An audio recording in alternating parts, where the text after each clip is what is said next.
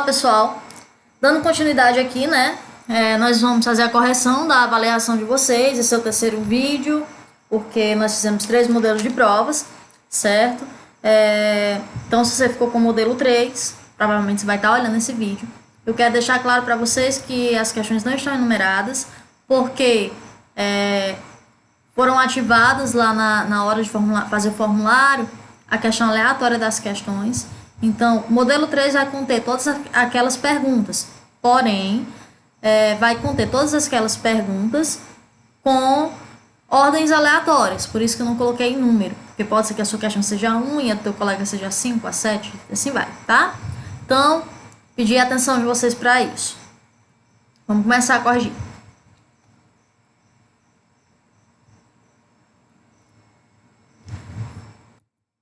Primeira questão. De acordo com o que estudamos sobre a história da função, como você descreveria a trajetória evolutiva do conceito de função? Então, foi trabalhado tanto quando eu fui dar a parte do conceito histórico, tanto na revisão também falei sobre isso. Então, com relação ao conceito de função, o que eu queria que você abstraísse? O seguinte, que foi um processo longo, que houve a participação de diferentes ciências, que houve a contribuição da física, da astronomia, que houve a contribuição do pensamento científico e filosófico, que diferentes autores contribuíram para que isso acontecesse, tá certo? Matemáticos, filósofos, físicos. Então, era isso que eu queria que você trouxesse de entendimento sobre os conceitos de função, certo? Então, com relação à construção do conceito de função, é isso. Você deveria colocar que o conceito foi longo, tá certo? Foi tumultuoso, houve a generalização da compreensão e teve sempre o respaldo tanto no pensamento científico como filosófico, ok? Colocou alguma coisa dentro dessa área, então tá correto. Próxima questão. Os irmãos Alex e Bruno ganharam uma barra de chocolate de seu pai. Alex comeu 5/10 da barra e Bruno 2/10 da barra. Que fração da barra os dois comeram juntos? Então aqui nada mais era do que uma adição de fração. Então, para a adição de fração com base igual, então você ia repetir a base, né? E aí você ia somar aqui 5 mais 2, 7, 7/10. Letra A seria a correta, ok? Próxima questão. Estudando um pouco da história do surgimento das frações, entendemos que os números fracionários surgiu mediante a necessidade de medir terras. Os egípcios da época já tinham um sistema numérico que utilizava hieroglifo. O hieroglifo utilizado para representar a fração Então, foi colocado aqui 5 imagens para que a gente pudesse saber. E aí eu coloco aqui uma tabela para que sirva de comparação para vocês. A unidade ela era representada por uma haste, a dezena era representada por um arco, um calcanhar. A flor de lótus representava um milhar. E essa figura de uma espécie de deus acorcorado representava 1 milhão. Então, sobrou quem aqui, né? Sobrou essa imagem. Essa imagem, com formato de boca, ela é chamada de e foi o símbolo que foi incorporado aos hieroglifos já existentes para representar as frações. Então, eles colocavam um desses hieroglifos, ou mais, certo? No sistema de fração deles, e aí colocava acima o símbolo para designificar a fração, certo? Então, a alternativa correta seria essa. Próxima questão. A propriedade característica que melhor define o intervalo a seguir Então, perceba que você tem uma seta tendendo aqui para o infinito, certo? E o intervalo fechado no 7, certo? Então, se o intervalo é fechado, lembrando mais uma vez, toda vida que a gente estiver trabalhando com intervalos, a gente vai representar com a bolinha vazada ou com a bolinha fechada, certo? Bolinha vazada, intervalo aberto, bolinha fechada, intervalo fechado. E quando esse intervalo for aberto, significa que ele é menor ou maior do que aquilo, porque aquele número não entra. E quando ele for fechado, o número entra. Então, se o número entra, é maior igual ou menor igual. Então, perceba que x é quem? Todo mundo que está aqui antes do 7, certo? Então, qual seria a alternativa que melhor representaria isso daqui? X pertence aos reais, tal que x ele é o quê? Menor igual a 7. Então, todo mundo que for menor ou igual a 7 vai estar pertencendo a esse intervalo. Ok?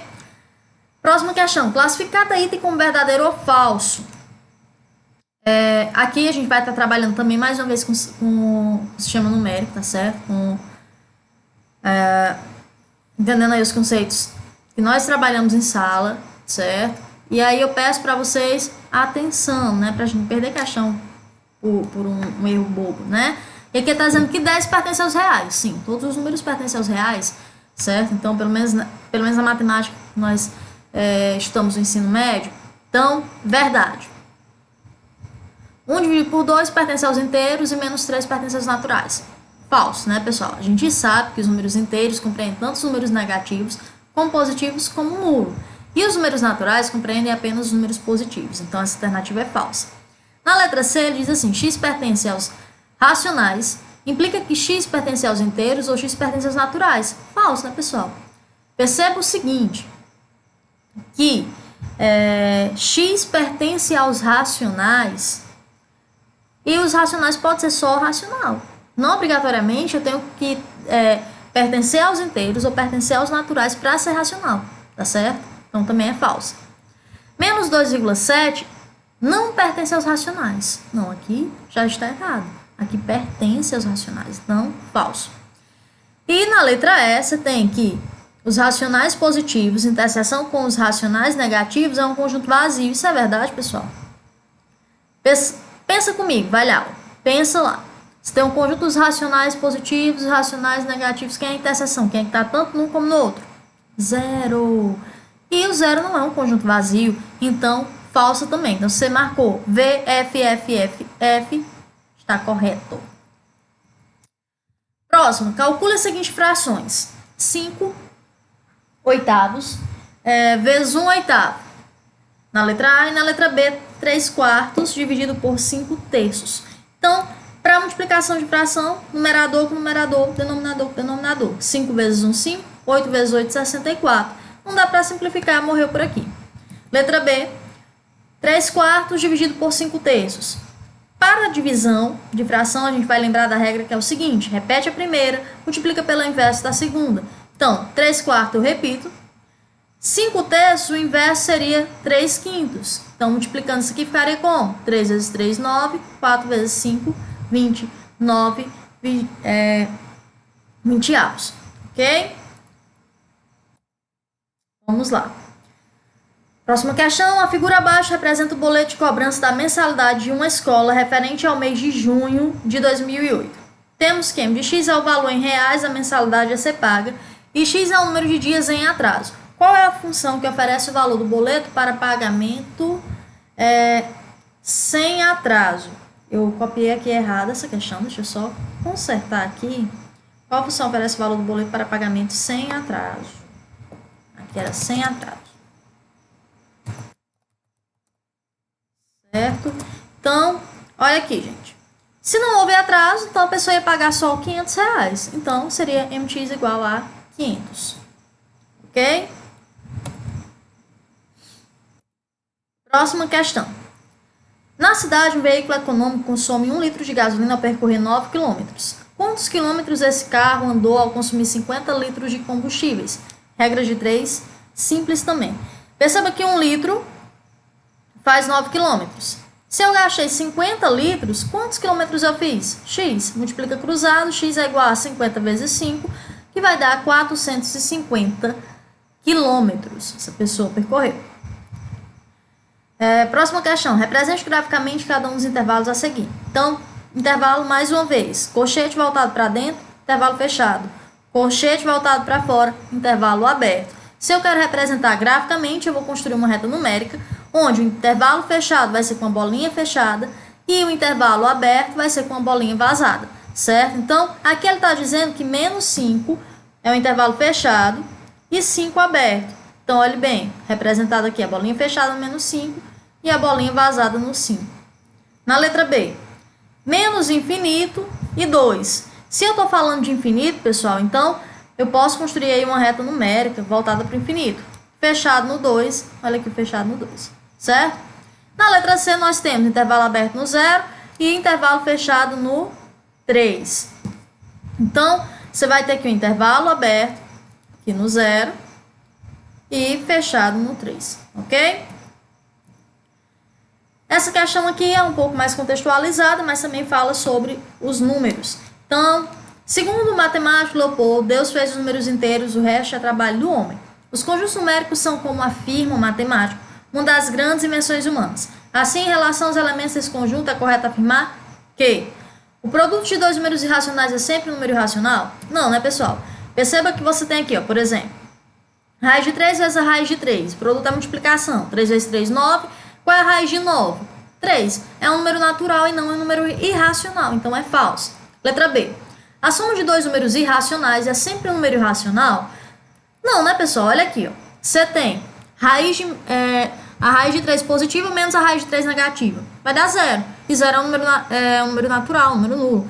Então, também é falso. Letra C. Entre os números reais 3 e 4 existe apenas um número irracional. Preste bastante atenção. Quando uma questão trouxer apenas, desconfie. Somente desconfie, tá certo?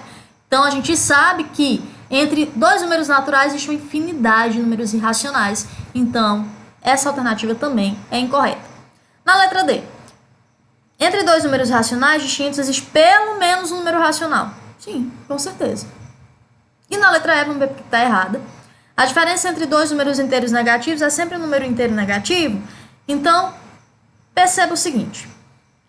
O inteiro negativo, número negativo, né? Menos 3, menos 6. A diferença é menos.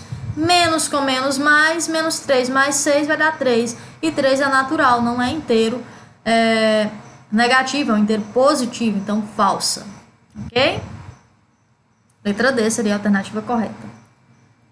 Então, pessoal, é isso. Se você ficou com alguma dúvida ainda, entre em contato comigo, fala lá no WhatsApp, manda o e-mail.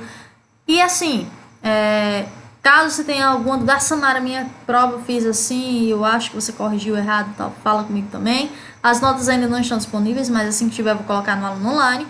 E é o seguinte, eu queria já, desde mão, pedir desculpa a vocês, meu telefone deu bug, meu WhatsApp perdeu todos os arquivos que vocês tinham mandado de prova, eu fiquei pirando, porque vocês tinham mandado as provas e eu precisava, né, para corrigir. Agradeço quem já mandou, quem ainda não mandou, por favor, mande. E assim, pedir para vocês continuarem